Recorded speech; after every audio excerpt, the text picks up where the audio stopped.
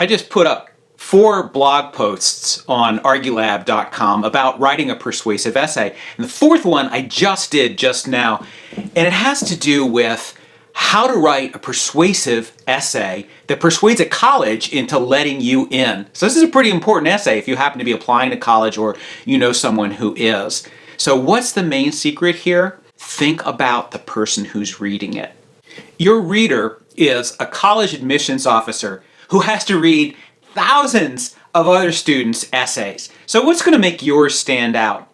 Well, keep in mind that your reader has already seen your transcript.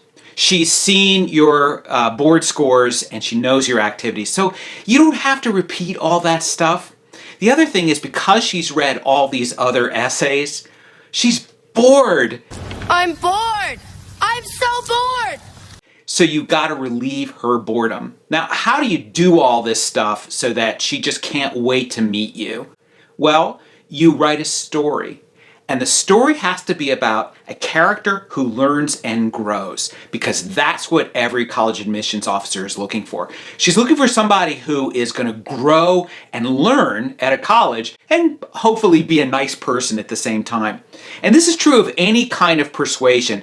You want the other person to like you. So you portray yourself as a likable person who grows and learns. How do you do that?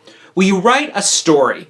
And that story reaches a certain kind of climax in which you reach a certain self-discovery called an epiphany. An epiphany is a sudden enlightenment when the circumstances all come together and you come to an awareness you never had before. That's how you write the ideal college essay. Now, the college essay doesn't have to be about something amazing you did or some incredible experience you had overseas. It can, and that can be great. But one of the things I read about in my blog post is my own son, George, who wrote his college essay about a headache. And I'll tell you what, it's amazing.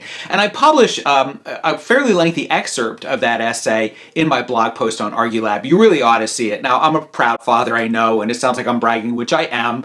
But it was such a good essay that it helped get him into Middlebury College, a very selective school. And it was one of 4 essays that were read at convocation, first day at college, in front of the entire class. So I'm not the only one who thought this was a good essay. What was so great about writing about his headache?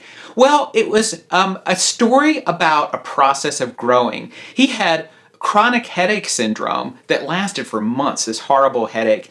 And it tends to attack type A kinds of people.